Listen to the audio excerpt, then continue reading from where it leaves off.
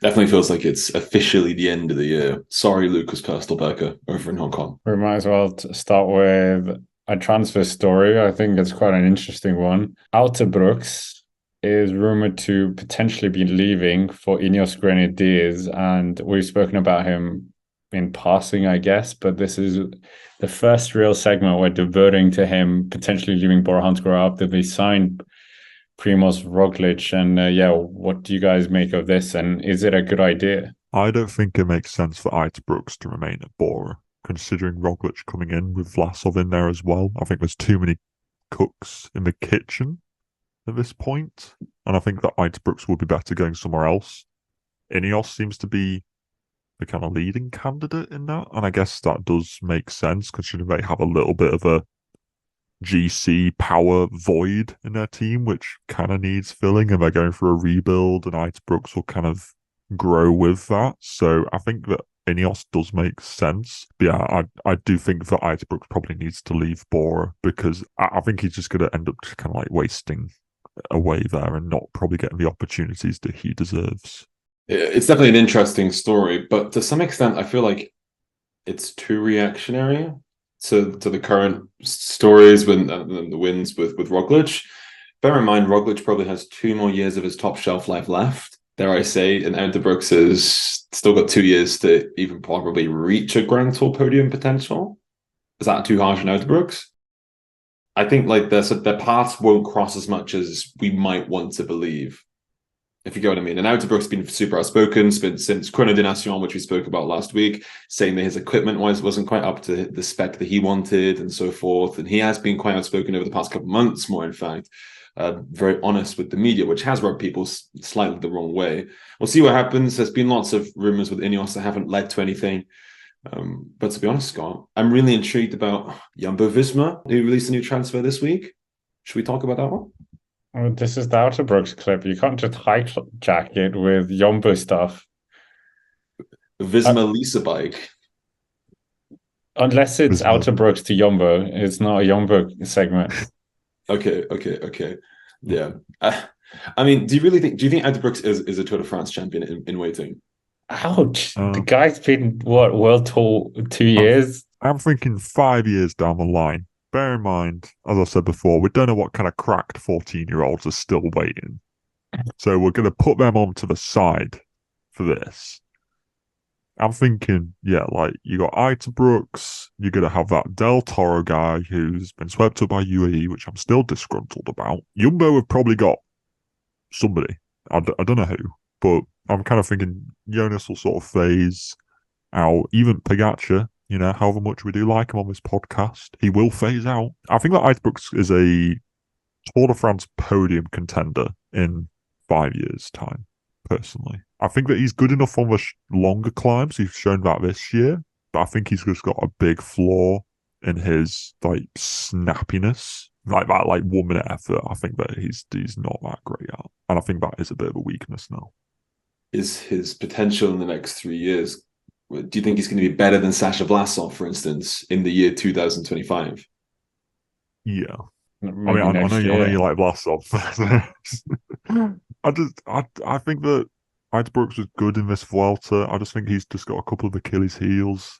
But my worry then is if he goes to Ineos, right, is he not just basically like Carlos Rodriguez in terms of rider profile? Like Rodriguez, I would say is a better time trialist than Brooks. And I think they're both good on very long climbs, but I think that both of them lack that snap which like a Pogacar has. Ineos basically just signing guys who are really good on long climbs, but that's not going to be like the people who are winning. It just feels like we're accumulating very similar types of riders, which might not be overly successful.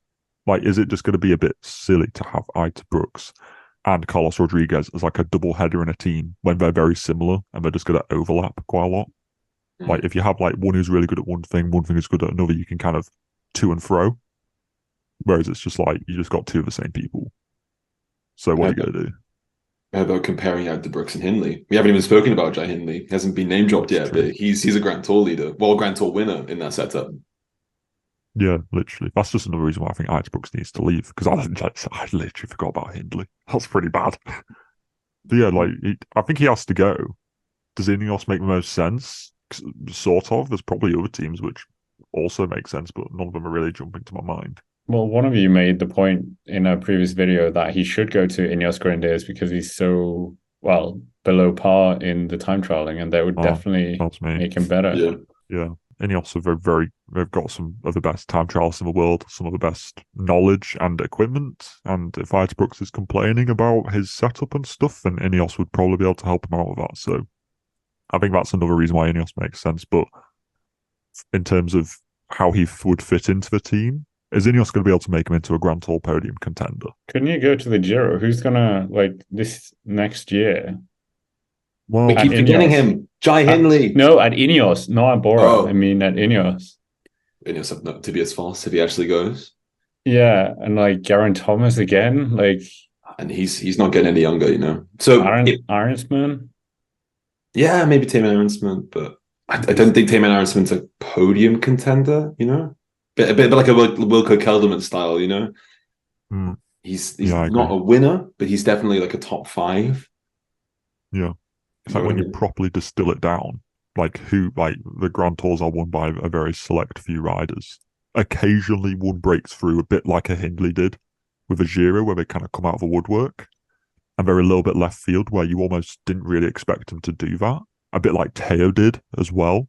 And is Uijtdebroeks a bit too known in a way where he's not going to be able to do a bit of a left field raid? But then at the same time, are we going to have the sort of Galactico phase in 5 years' time where we still have the same 4 people in Vingegaard, Pogacar, Evenepoel?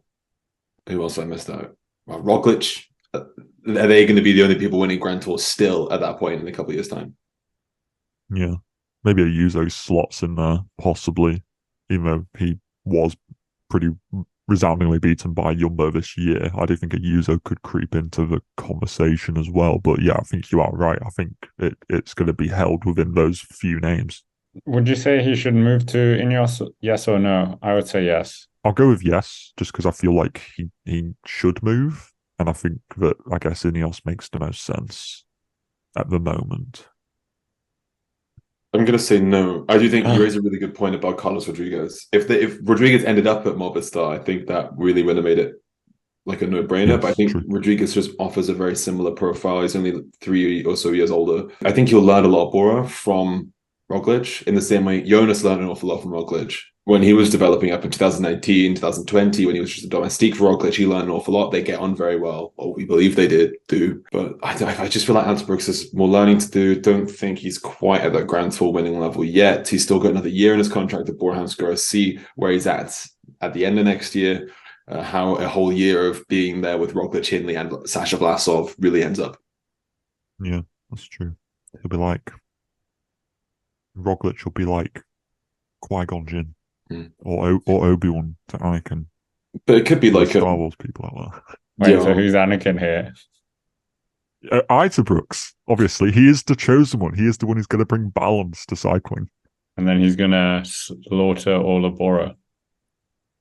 He'll slaughter all of the Bora development team by the way that the Star Wars arc goes. Oh, that's a whole video. How Uijtdebroeks is actually Anakin Skywalker. Can you imagine a video like that? But make that the clip title. There you go. Sorted. But anyway, Jumbo. Yes. Jumbo, what's going on? I haven't heard about this. Okay, a number of things here for Jumbo. So Jumbo didn't win the UCI World Tour. That was officially won this week by UAE. There was a big presentation where